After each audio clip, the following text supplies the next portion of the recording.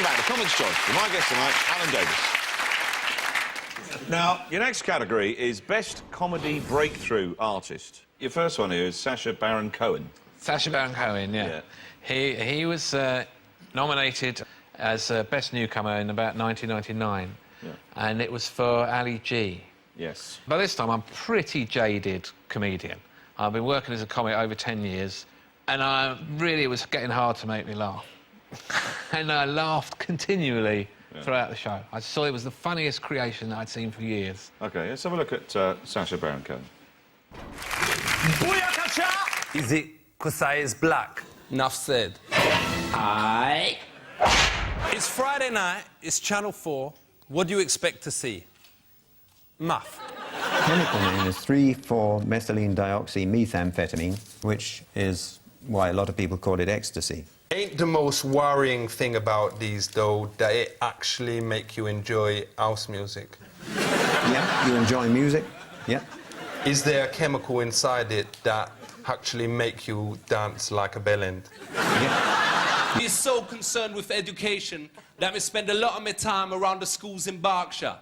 I turn up most days at around 4 o'clock outside the gates and hand out a little bit of my homegrown wisdom,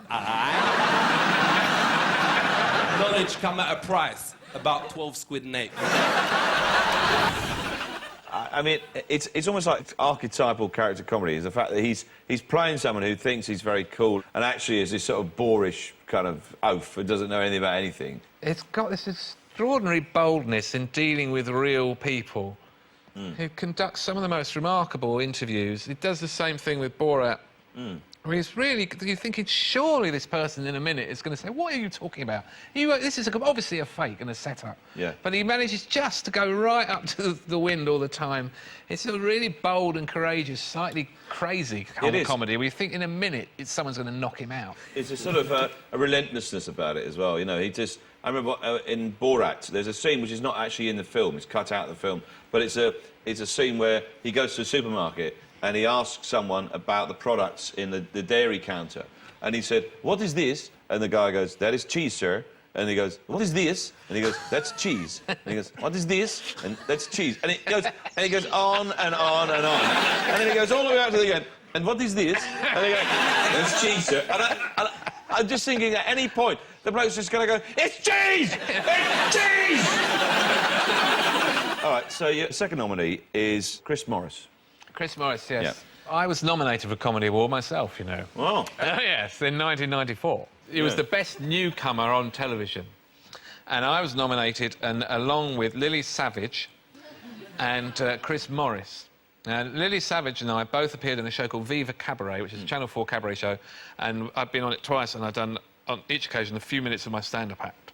Chris Morris had co-written and conceived the funniest comedy show on television that year, basically by himself, written most of it, played nearly all characters, hosted it. A show called The Day to Day. And it seemed absurd that, having done all that work, created all that genius comedy, that he should be floundering in a newcomer category alongside a couple of stand-ups who'd done a bit of their act on Channel 4 late at night. Yeah. He was duly given the prize, thankfully. Let's remind ourselves then of The Day to Day. Here we are. Hello, you. News. Drowned Italian wins Eurovision. The Express go with Lord Mayor's pirouette in Fire Chief wife decapitation. Grisly but gripping. The Sun, Robin Koch.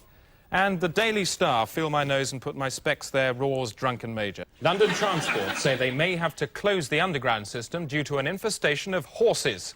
For years, the system of tunnels and shafts has harboured a small population of wild horses without bothering the commuters. The only pest control necessary was performed by the teams of fluffers, who to this day remove clots of hair from the tracks. See the hair? Then in 1970 came the crackers. Special staff who had to patrol the darkened tunnels every day and kill the horses with hammers.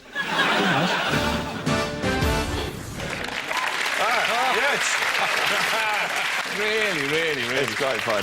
One of my favourite TV moments ever, of any comedy, drama, ever, was Chris Morris's Pedo-geddon, when he was mocking and satirising the media hysteria around paedophilia. And in it, he got these celebrities to say ludicrous things. So keen were they to appear to be part of this very worthy campaign. They didn't bother to read the script. My favourite bit of it is Dr. Fox, Neil Fox, saying a paedophile has the same DNA as a crab. Right? Utterly, with utter conviction. And you're not reading it and thinking, this is bollocks. Now, what are the facts about paedophiles? Lardon Iridesco reports. This is Noah Fink, the country's leading authority on paedophiles, using Britain's best-loved heads... And I'm talking nonsense. ...to broadcast paedophile facts. This is a crab. This has sex with kids. ...to those most in danger. Let's just get one thing straight. The British Army has never launched an offensive against a 6-year-old child. Genetically, paedophiles have more genes in common with crabs than they do with you and me. Now that is scientific fact. There's no real evidence for it, but it is scientific fact. The paedophiles using text message slang, and because they're on edge, they dial wrong numbers. So watch out for these. Pipe-to-pipe bushman, code for 2 paedophiles having sex with each other while watching children from a shrub. And you leave the kids alone. Now, a quick recap for you. Paedophiles, crabs, simple. Hold that thought. Hold that thought. It's almost unbearable to watch. I almost can't cope with it. I never tire of watching that. When Brass Eye was cancelled by Channel 4, Chris Morris wrote to Nelson Mandela to see if he could get it put back on the air.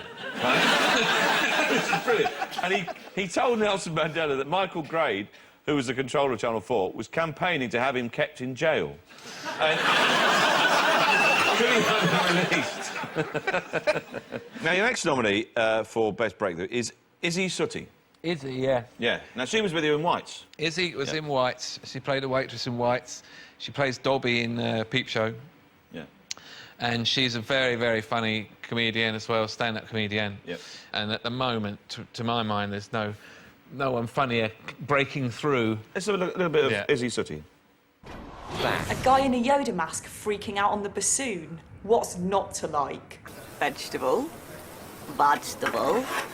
Vegetable. I remember my first day. I needed the loo, but I was too scared to ask where it was. So I ended up going behind a gravestone in the chapel out the back, and I thought I saw a ghost, but it was just wee steam. A man on table 6 wants an eggless omelette. He wants an egg... You can't have an eggless omelette, can you? Why, do we not have any? No, they don't exist, do they? Because there's no... Breadsticks, what are they made of? Bread?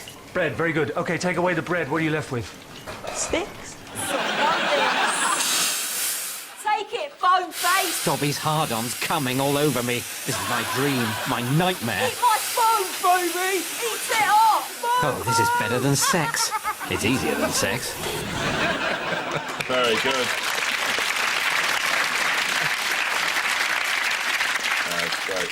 Well, I picked Izzy because I went to see her do a stand-up show at the Soho Theatre one night, and there's a real warmth about her. She's just one of those people who whatever you say to us, they say, yes, I'd love that, let's do that. Yes. And she's got a fantastic energy, she's great around the set, she's a really, really, really funny person. And you've done quite a bit of this now. What, the comic acting? The sort of the sitcoms and such. You know, do you feel that you're a bit of a sort of an old hand at this now? Well, not really. I mean, I did one half-hour show years ago. I've done a couple of other ones, but they weren't very funny. That was the problem with those ones. Oh, that old one. Whites is very funny. It is, oh, no, I'd happily do Whites for years, but we'll see. Yeah, you've got to wait and see about that. Yes. All right, so who's your winner in the Comedy Breakthrough? Oh, my winner is, in terms of all the best newcomers of all the years of the Comedy Awards, Chris Morris is the outstanding one. He's the person who, in his first foray, really, into television, as a newcomer, made a show that's still talked about to this day and has made parody of the news impossible for any other comedians coming after him because he did such an amazing job. So it's Chris Morris. Chris Morris.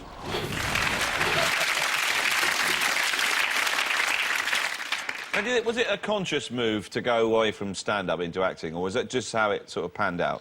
Well, I wanted to do acting. I couldn't get any acting gigs, really, and then I was doing a couple of friends of mine were writing a sitcom, and we were doing a rehearsed reading, and a few BBC producers came along, and one of them was Susie Belbin, who was producing Jonathan Creek. Now, I remember I was just about to be... I was talking to Vic Reeves and Bob Mortimer, and I was just about to be introduced to Ulrika Johnson, and I got introduced to David Renwick instead. My life could have gone very differently. And we made a special in a couple of years last year. So really, we ended up playing him for 14 years, which is, it was not what I expected. And in a way, it's sort of, it's what you really wanted to do, in some ways. I went to university and did drama, and I always wanted to do comedy. All right. When I first turned up, I went along to Drama Sock, All right. and they said, what would you want to do? And I wrote a note saying I'd really like to write a comedy. Did you ever have to do the whole audition thing? Did they do all that thing about, you know, you have to pretend to be animals and such? I got into university at Kent, but I went to do interviews at Warwick University. All right. And there were about 20 people there being interviewed that day. And they said, right, find a space in the room. OK, now we want you to imagine you're walking in a snowstorm. It's a blizzard. Right. And so I thought, OK, I'm in a snowstorm. So I kind of did a bit of... And as I was doing it, people started rushing past me as if they were being blown off the deck of a ship or something, or crawling on the floor, or going backwards as if they were under fire. And I'm looking around thinking, I'm not going to get on this course. I'm obviously completely the wrong person. So I thought maybe I need to do a bit more, you know, maybe I should enact some sort of a terrible... If a bear came out and I had to run from it or duel with it, but then I'm thinking, how am I going to do the bear? Would I have to turn around and go, "Rah!" and then come back and... Do you know what? I'm just trying to imagine it, right? I'm just trying to imagine it in my mind. In my mind, I'm seeing a picture of what this might look like. Yes, that's it. That's me. There's me walking in a blizzard. I think you did a bit of music with that to make it a bit more exciting. How about this bit of sort of, you know... Yeah, see, that's quite good, isn't it? There goes a driver. See, she's going to get on the course. She's going for it. That's what people were doing. So I thought, I bet if I put a scarf and a coat on, I'm going to look more authentic. Look at him. There you go. Look at him. There's somebody going mental. Where's the snow? Here it comes. Look out! Well, wait a minute. There's a bear up.